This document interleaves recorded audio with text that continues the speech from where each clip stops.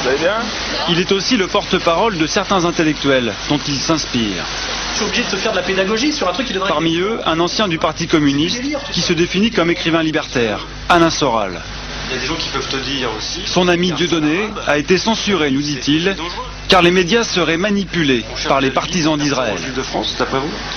On cherche, à obtenir de la part des gens qui sont dans les médias un soutien inconditionnel à Israël. Donc tout, je veux dire que la formation qualifiante pour exister dans les médias aujourd'hui, c'est d'être sioniste. Si tu es anti-sioniste, si tu es judéo-critique ou quoi que ce soit, tu dégages. C'est clair, le ménage est fait, hein, c'est clair. Hein. Je veux dire, si tu veux vérifier par ailleurs, d'ailleurs tout le monde le sait, hein, je veux dire, les mecs, c'est pour ça qu'ils bougent pas sur le sujet, parce qu'ils disent comment je vais manger demain, tu vois. C'est comme ça que tu distribues les boulots, tu vois. On va voir comment ça sort.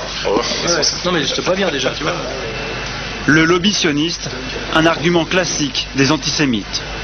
Tout comme d'ailleurs l'incapacité des juifs à se remettre en cause.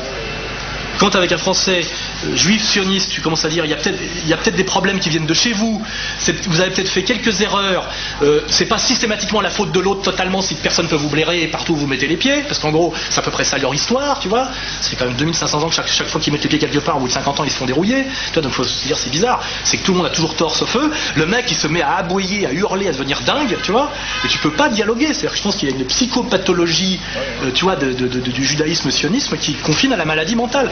Tu le regardes, tu le filmes, tu demandes à un psychiatre... Des convictions violentes que l'on retrouve dans le spectacle de l'humoriste. À mots choisis, bien entendu. Par exemple, il ne parle jamais de juifs, mais de sionistes. Non, mais là, le sioniste, c'est chiant, tu peux pas discuter. Hein. Au niveau convention de Genève et tout, ils respectent plus rien. Hein. Moi, je vois, là, encore dans Paris, hier, je me balade comme ça, toi, Non, mais ça va, oui, mais j'ai le droit de marcher là, quand même.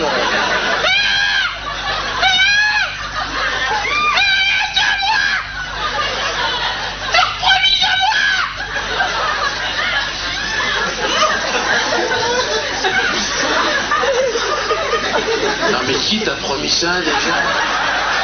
Et au détour d'une phrase, mine de rien, l'idée que les juifs abuseraient de la Shoah pour éviter toute critique. Ah, il est chiant, le sioniste est chiant. Sous prétexte que Pépé et Véné en ont chié, l'autre il se prend tout pervers. Ça m'énerve, t'as vu, je me suis énervé.